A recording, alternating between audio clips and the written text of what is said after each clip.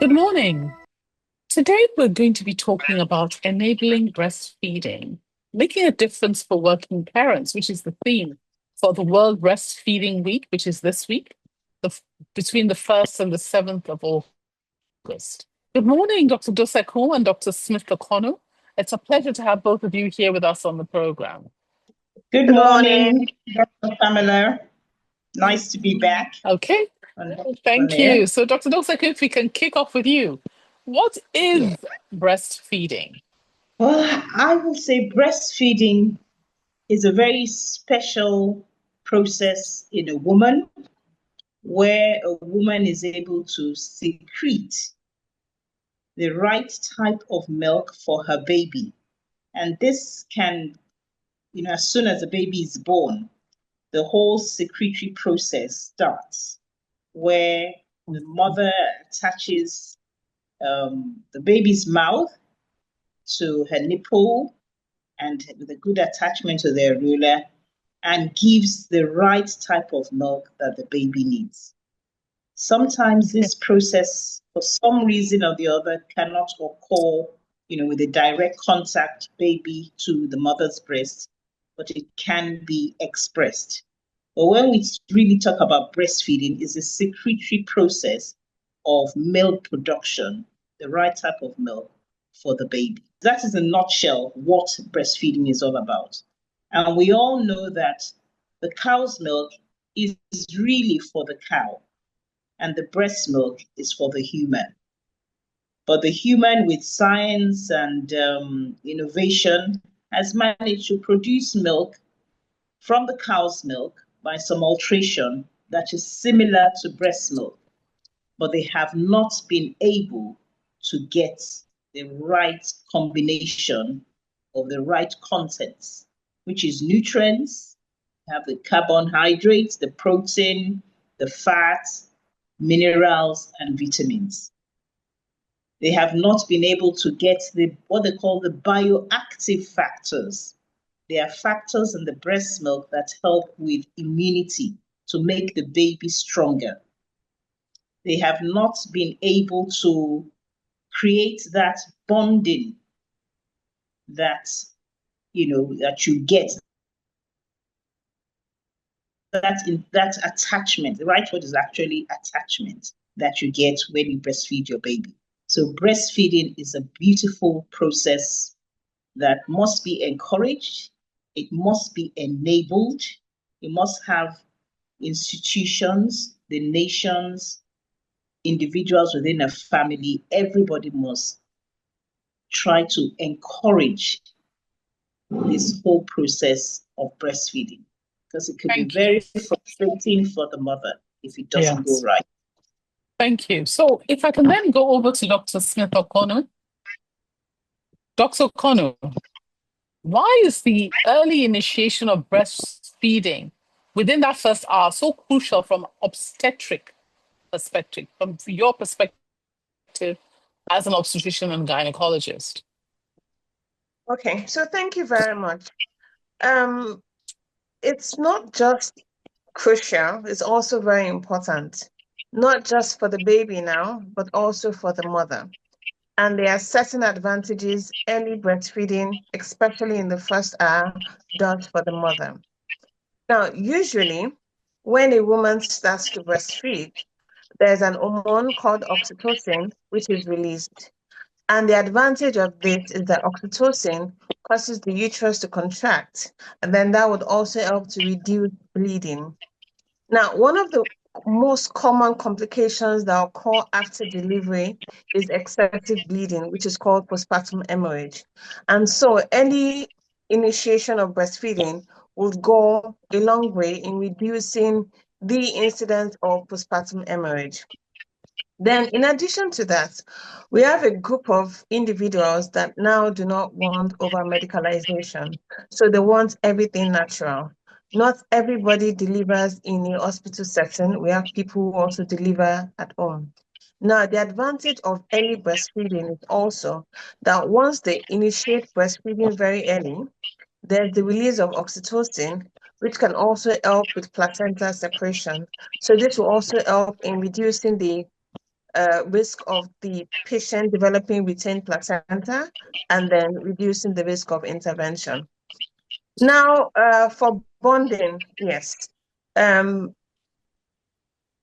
I know most people have delivered, most people have held their bundle of joy, and there's this satisfaction you feel, this achievement that you feel, this excitement that you feel when you carry your baby. You see your baby for the first time, and then you carry your baby, and then you breastfeed your baby. So it also helps in reducing postpartum blues, postpartum depression, postpartum anxiety, and breastfeeding. So I keep mentioning this hormone oxytocin, which is stimulated by nipple stimulation, the baby's talking. So that would also help in oxytocin has this calming effect that it gives, and so initiating that also helps the mother go through this initial recovery process after delivery. The initial milk that comes out is called colostrum, and it has a lot of antibodies that the baby needs. And so this helps in reducing the risk of infections and, in the long run, mortality for the baby.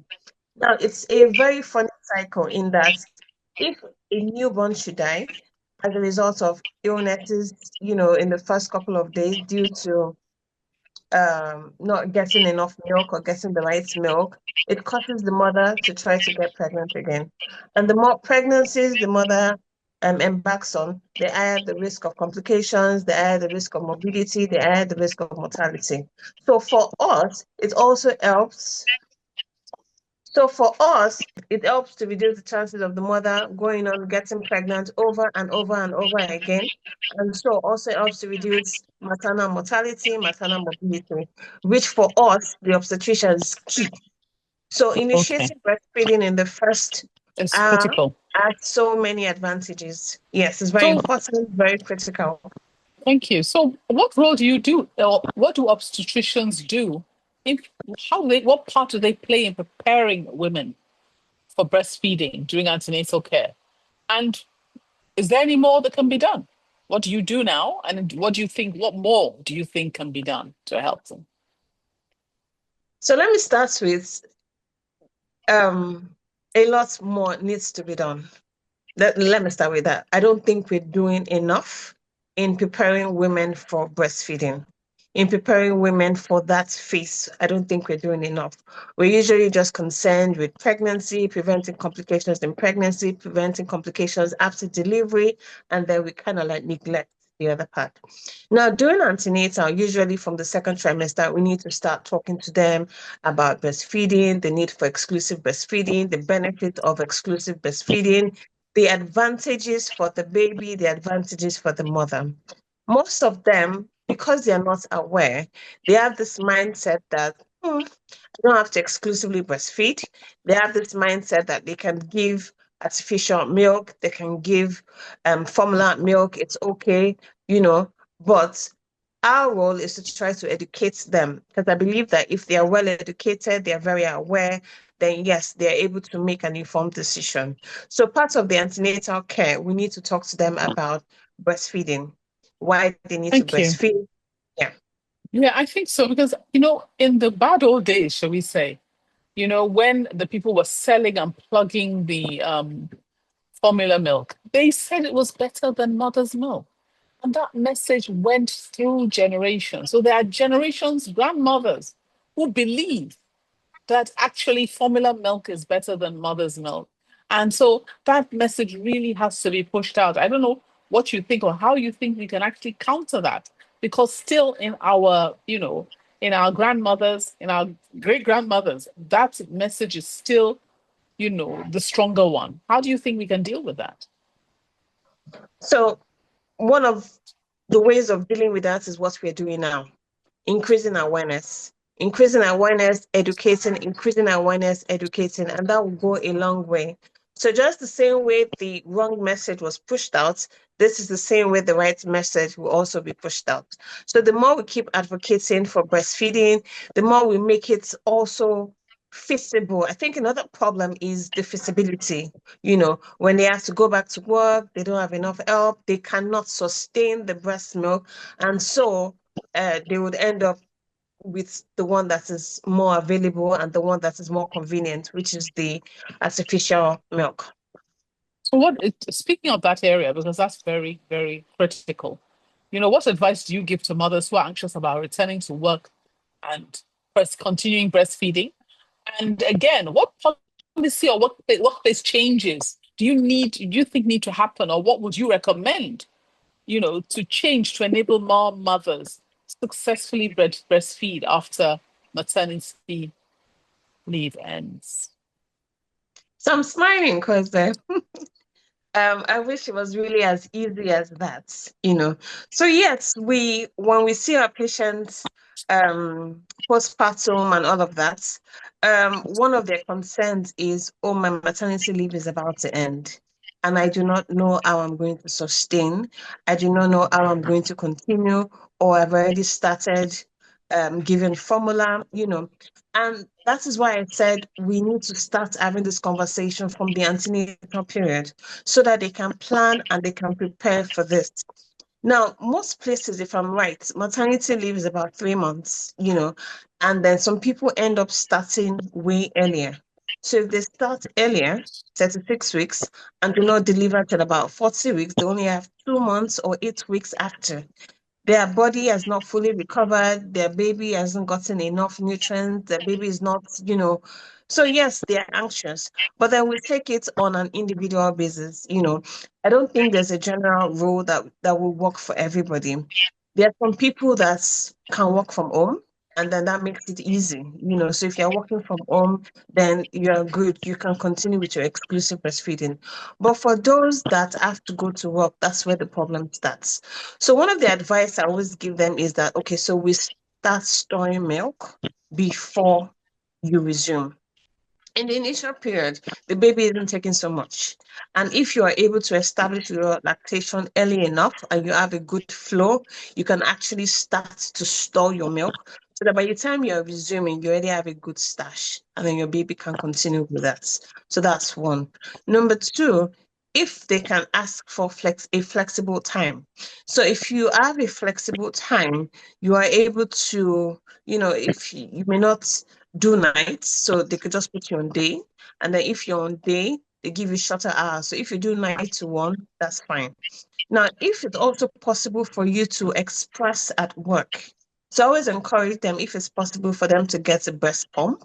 I know it's a bit expensive, but yes, it's in the long run, it has its own advantage. I always advise them to get the double breast so that it's not, you're able to express the two breasts easily. At the same And then time, to get the electric one, which is actually faster. I started with the manual and I just realized that, my hands are always cramping and then I lose interest in trying to express. But with an electric breast pump, you're able to express faster. So okay. you would develop your routine. You try to express earlier before you go to work. At work, if you can express twice, and then store. So if you have a fridge that's is clean enough, you can. If not, you can get a bag and put ice, and then you can store the milk. If it's possible for them to come and pick up the milk from you, that's fine. If you can quickly dash down, that's fine. But then I think what would even make it more better is, one, if the maternity leave duration can be extended beyond the 3 months, so if we can extend it, then yes, our mothers can exclusively breastfeed their babies. For If in your longer. workplace you have crutches, and so your babies can actually come to work with you, and then they give you break time to go and breastfeed, yes, I think that would help a lot of mothers. They will be less anxious, about breastfeeding, because most people want to exclusively breastfeed their babies. When I see Thank you. patients and they say that they're still breastfeeding at 18 months, I'm like, oh, wow.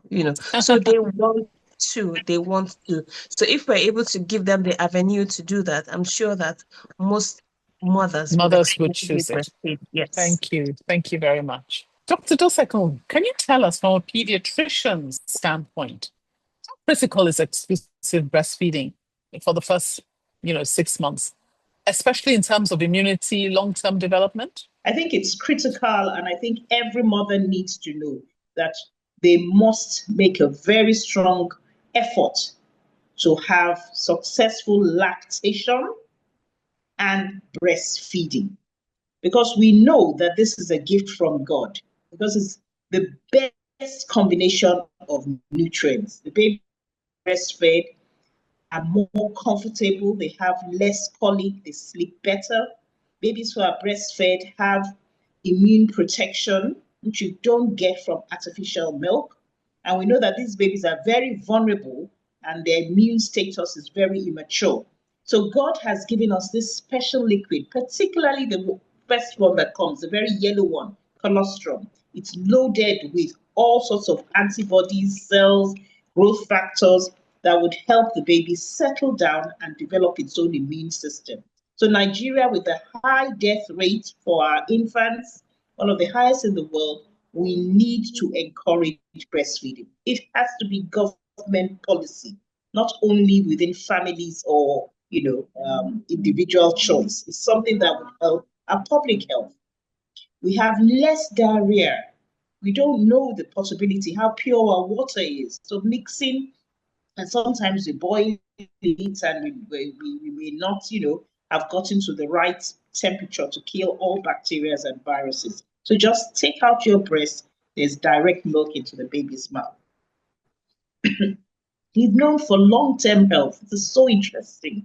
Research has shown, research over decades using certain populations have shown that babies who are breastfed are more cognitively developed. That means their intelligence is higher. Babies who are breastfed have less social, emotional, and behavioral problems. Babies who are breastfed have less problems with allergic diseases like the sinusitis, asthma, eczema. So we have to encourage breastfeeding. And then it's cheaper. In these economic times where every single penny should not be wasted and used for what is just really basic and essential now, we should not be buying tins of artificial milk. And I think many mothers, like my ONG partner said, they just have got it wrong. And so we have to make that effort right from the antenatal period. And we have to prepare the mothers as the ONG doctors and the midwives. We have to make sure that their nipples are, not retracted, because there's nothing as frustrating as having a nipple that has gone inside and cannot, get stiff to get into the baby's mouth. So there has to be more preparation by the midwives. And I think it's a good thing if all hospitals get a healthcare assistant or a young nurse and train her to be the breastfeeding counselor. So anybody that does maternity should have a named person that can support the mother. Because once there are early signs of failures, the mothers just get so tearful, and like my partner said, they become depressed. And the whole process of lactation is aborted.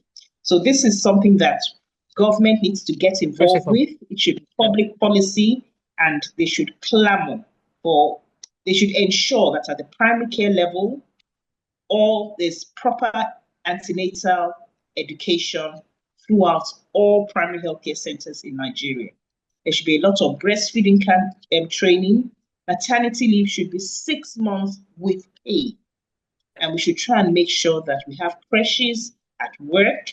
And if they're not creches at work, like my partner said, they leave work early. This process is endowed by God. It is a very special process.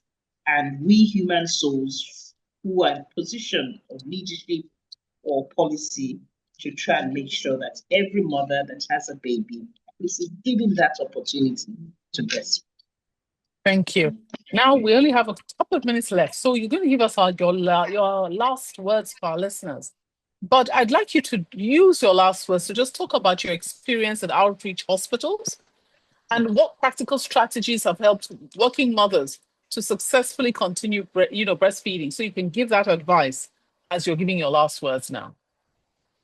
I think, there has to be a breastfeeding counselor. That is what we try to do. We try to get, most of the time it's the nurses. So they have to dedicate some extra time to this poor, frustrated mother, particularly the first timer, in making the process of lactation successful. So all that skin to skin contact, putting the baby to the breast, skin to skin within 1 minute, putting the baby to the breast within 1 hour. But it just doesn't stop there. So what we try to do is we try to use some of the old remedies that our grandmothers used, like using, like warm towels, to foment the breast by walking on the nipple, we use olive oil or shea butter, before, just to get the nipple into a good state. We train the mother on how to position the baby to the breast and how the position she needs for her arms, because a lot of times they do have backache. We train the mothers in the first few days. She may have to wear her bra for 24 hours because there's nothing as terrible as on the third day when the breast, the lactation, the letdown, of course, the breast becomes so heavy and it can be quite painful, and the mother would start crying and refusing, and we know that if you don't position the baby well, you have cracks in your nipple, and once that starts, the mother starts bleeding and she feels pain and she just says no more. So there has to be a proactivity in making sure that lactation, the letdown reflex, and breastfeeding is successful. And we must think of the mothers. We must make sure the mother get depressed, because once she gets depressed, lactation starts reducing. So adequate fluids is another thing we try to encourage. And we just make everything, take the tears out and make the woman feel, really loved and supported. Okay, thank you so much. Dr. Smith Okonu, can you just give us your last words, please, for our listeners in just a minute? So my last words. So breast milk is not just about feeding babies, it's also about protecting them. And then it may look like it's difficult, but with the right information and the right supports, every woman can exclusively breastfeed their baby. Thank you. Thank you. And my last words is that not only is it important, but it's also extremely enjoyable once you get it right. So I would also want to add my own voice to saying, mothers, as much as possible, please breastfeed your babies. Grandmothers, please encourage the mothers to breastfeed their babies. Thank you very much. Thank you for watching. Please like, share and subscribe for new video updates.